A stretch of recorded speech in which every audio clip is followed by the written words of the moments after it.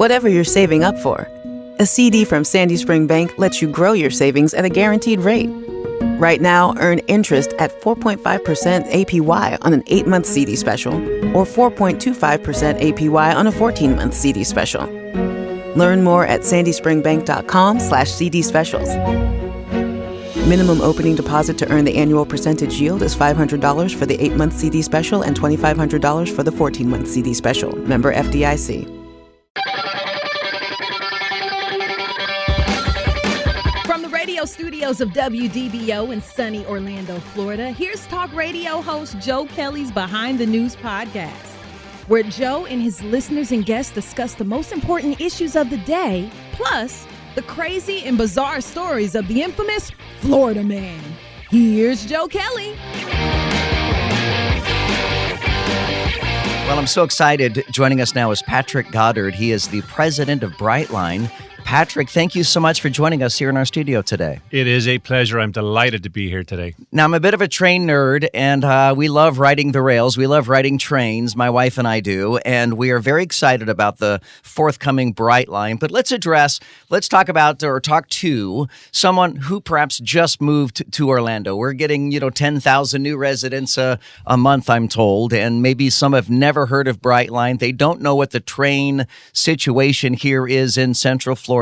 So why don't you give us a snapshot from, say, 30,000 feet of what Brightline is? Yeah. Brightline is the first privately owned intercity passenger rail system in the United States in over 100 years. The last person to do this was Henry Flagler.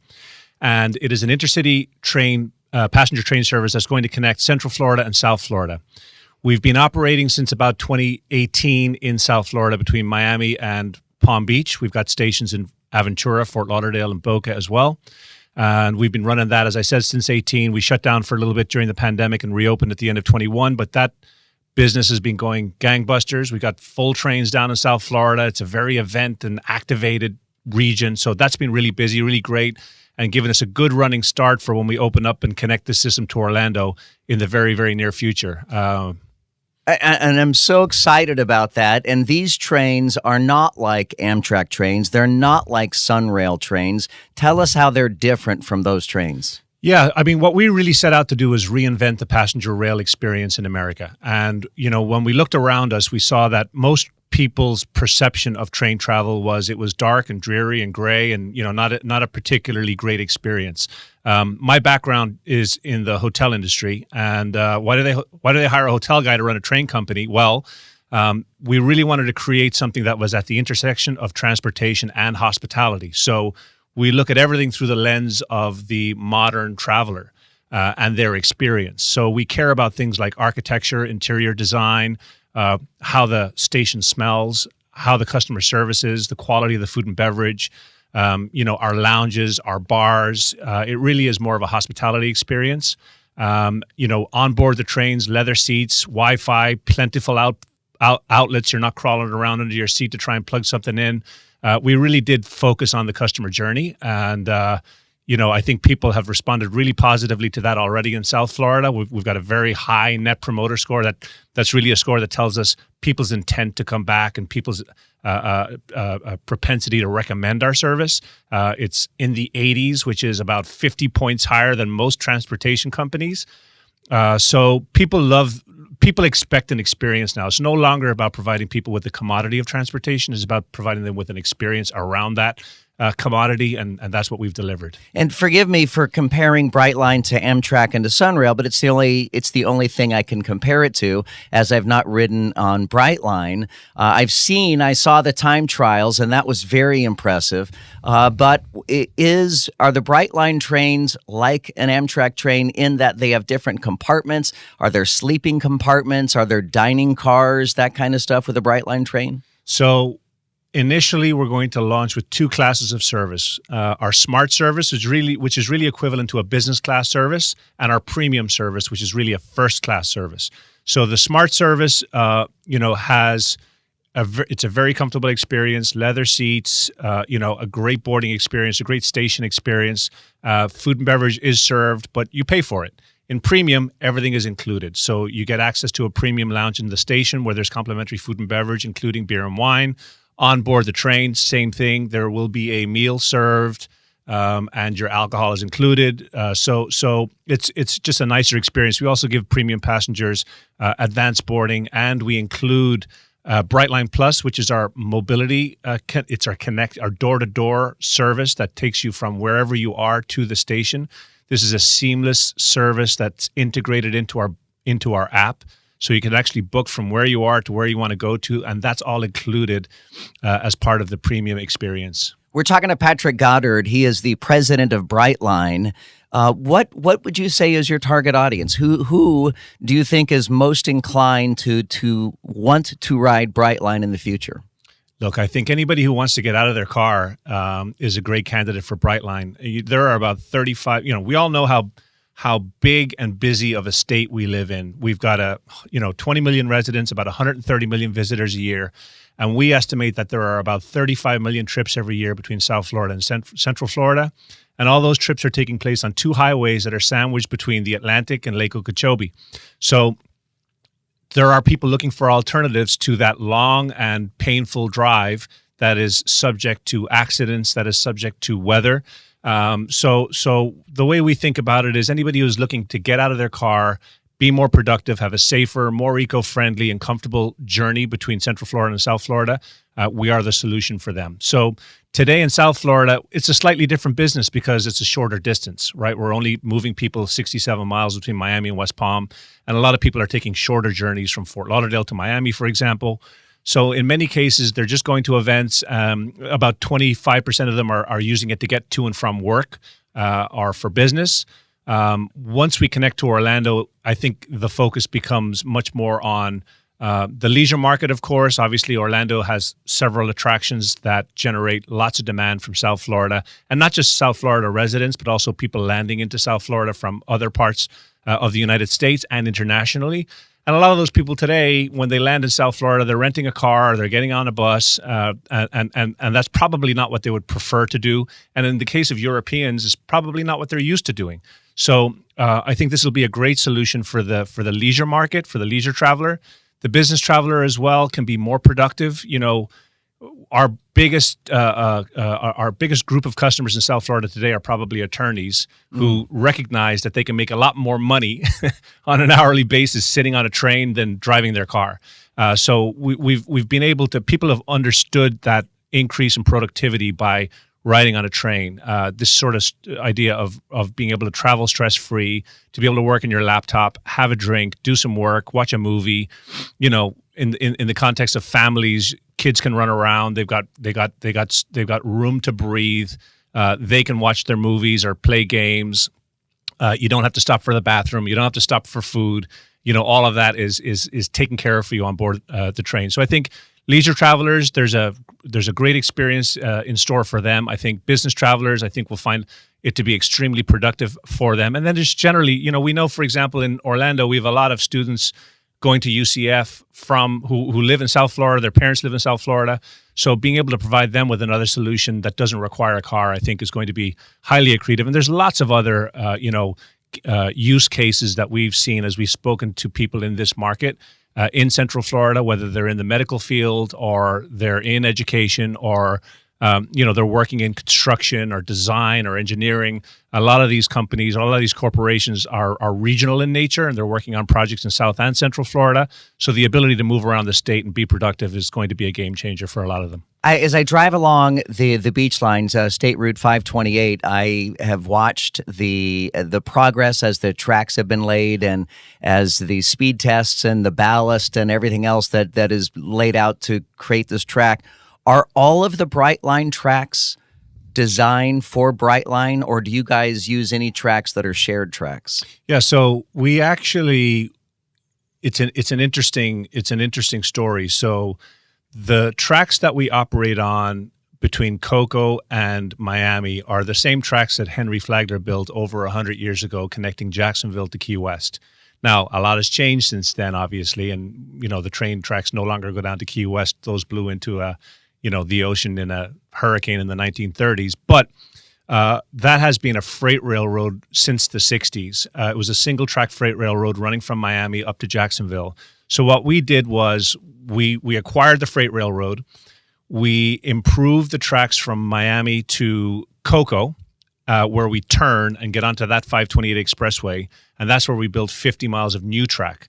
So on the what we call the north-south between Miami and Cocoa, we double-tracked it. We improved the existing track. We added a second track. We improved every grade crossing. There's about 300 of them between Miami and Cocoa to meet the highest level of the federal standards of safety. And then we built these additional 40 miles into the Orlando International Airport where the station is located.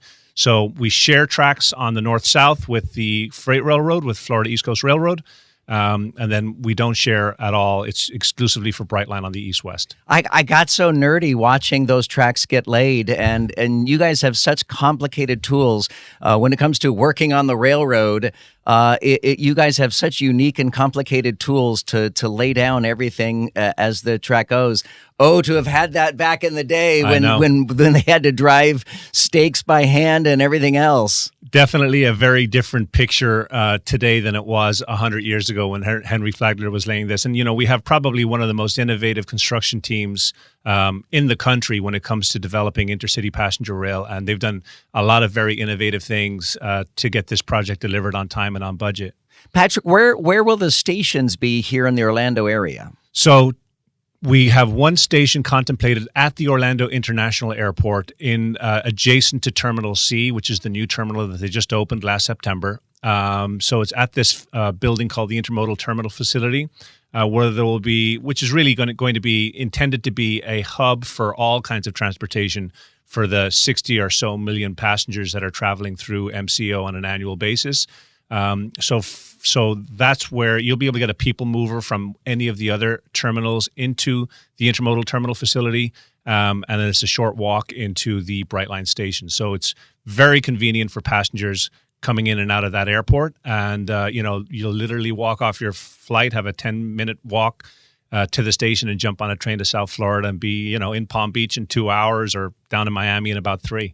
I was in Denver recently, and it was nice to get off my flight and get right onto a train to take me right to the heart of downtown Denver. I mean, it was easy and fast and efficient, and I loved it. I lived in Boston, I spent some time, I should say, in Boston, and they have a really well integrated a public transport system that includes trains and buses and a variety of other modes.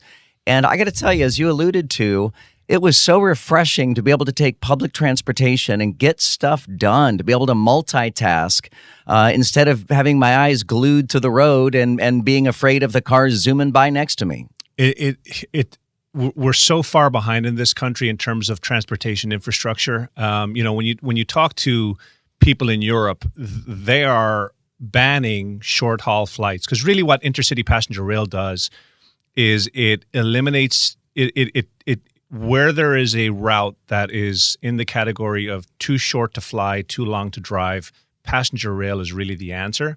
And those distances of 250 to 400 miles apart where you've got very densely populated cities and congested highways, it's a great solution. And this country is about 50 years behind Europe and Asia, maybe more, in terms of having intercity passenger rail. So it's very exciting to launch the first true, intercity passenger rail system here in the U.S., right here in Florida, in our backyard. And we think it's a blueprint for more to come throughout the country. There's probably a dozen corridors around the United States that will be ideal for this type of a solution. And I mentioned the cool and complicated and specialized machinery that you have, but you also have to have cool, complicated, and specialized employees, I would think, to be able to run the train as well. That's right. We have, as I mentioned at the outset, we're very hospitality oriented. So we really hired people through the lens of, we are planning to reinvent passenger rail in this country. So, if you're on board with that, you should join our team. So everybody from the team who maintain the trains, the team who maintain the tracks, the station personnel, folks who are working back of house, folks who are working in corporate, that's the mission. The mission is to reinvent train travel.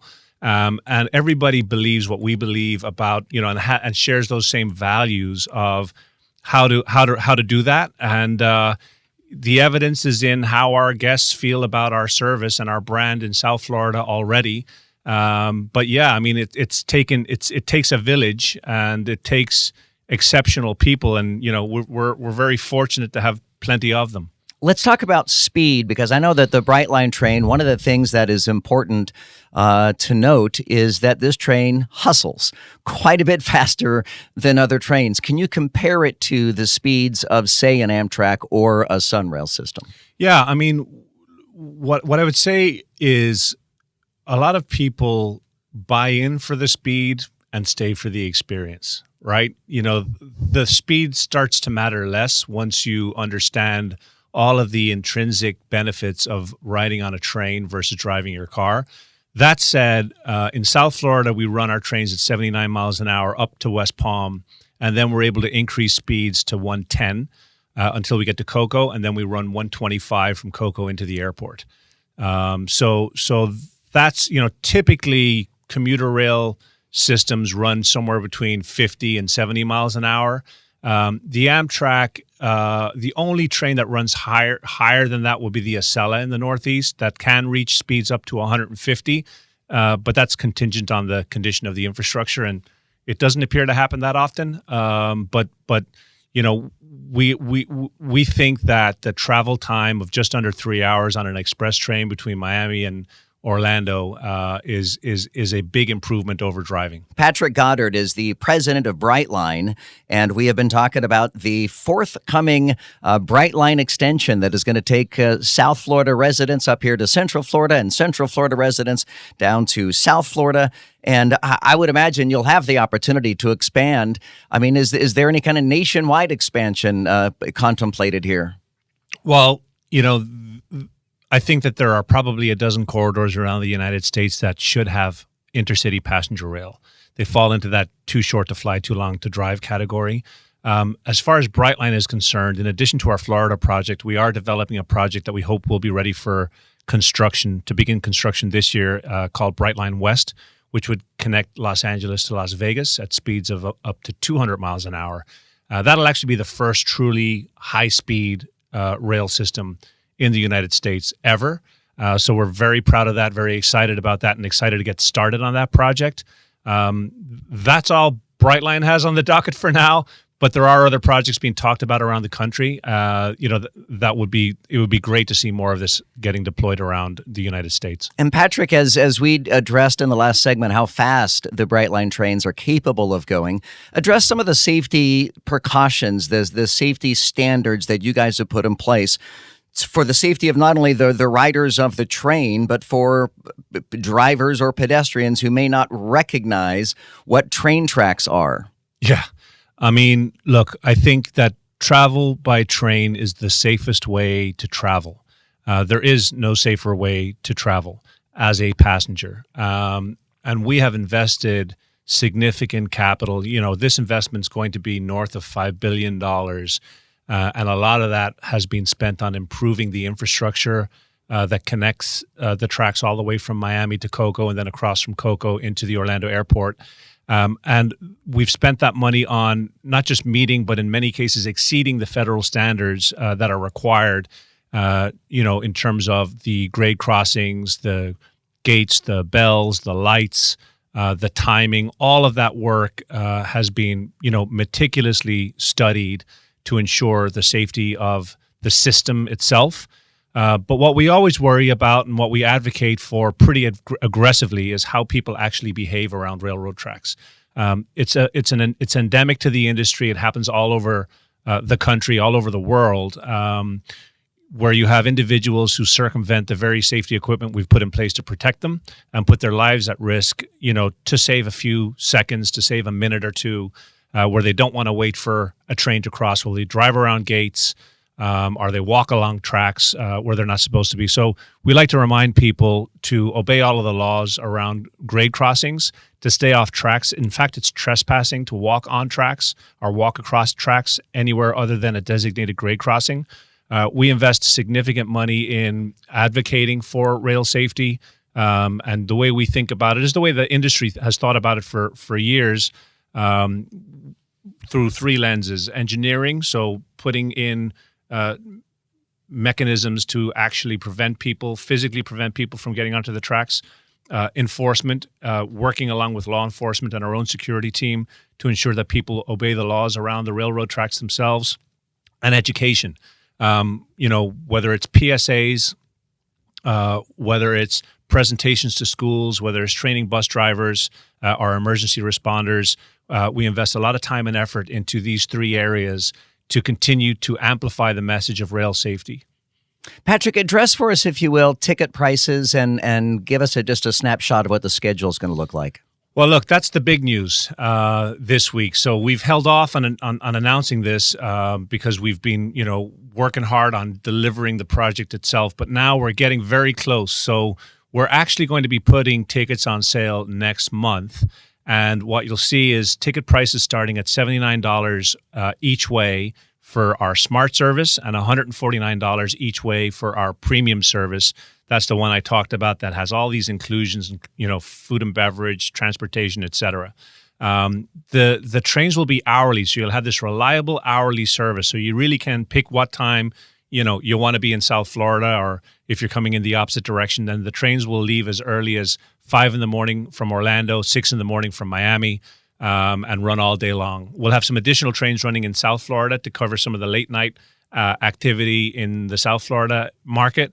But we think this is going to be transformative. We're very excited to actually launch ticket sales next month and start getting folks on board in the very, very near future. We're expecting a summer revenue start.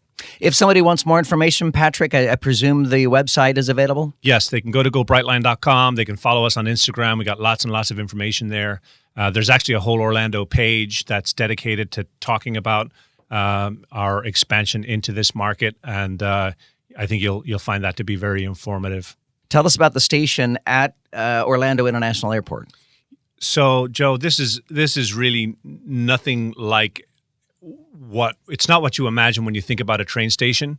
It's more, I mentioned earlier that I'm more of a hotel guy than a train guy, and hopefully that's evident in the station itself. As I said, we spend a lot of time thinking about our architecture and interior design. So not only is this perfectly located at the Orlando airport, which has very clearly established first and last mile options to get you to the various destinations around Central Florida, but this is a phenomenal experience. You're going to walk through the entryway, and you're going to already feel like you have arrived. You will walk in and see guest service agents ready to help you with bags and pets and bikes as you walk in. There will be ticket kiosks if you haven't bought your tickets already. We've got lots of personnel around, friendly, smiling, ready to help you. You walk through our security screening area, and then the station opens up to this huge, expansive station area that's going to feature our Mary Mary Bar. Mary Mary Bar is named after Henry Flagler's two of his three wives. They were both Marys. You'll see a premium lounge to the right for our premium guests. There's a smart lounge, which is a beautiful departure lounge. Great Wi-Fi, which is complimentary. Outlets all over the place. We've got a meeting room if you need to book one. So it really is unlike anything you've ever seen before. Even in the premium lounge, we've got this great concept called My Tap, where you can self-serve. It's like if you've ever seen those soda machines where you can press a screen and get anything you want. Well, it includes liquor, right? So you can order cocktails. There's beer and wine, high quality food and beverage, a retail area called Market with gifts and sundries and things that you might need. So it really is phenomenal. And this sits right at the intermodal terminal facility with beautiful panoramic views of the airport itself and onto the train platforms. So you can see the trains arriving and departing. And, you said you were a train nerd. So one nod to sort of the nostalgic era of train travel is we've put a split flap sign above the Mary Mary Bar, which is one of those signs that, flaps around and spells things out. Right. So we will be featuring that right above the bar. So you'll be able to hear the split flap. The click, click, click, click, click, click, click, click. Exactly. Every time there's a change in arrivals or departures, and there'll be a variety of other messages on there throughout the day. So it's going to be a phenomenal experience. We think people are going to love it. I love how modern Brightline is, but I love that you guys pay homage to Flagler and some of the early train days. I mean, I love that nostalgia.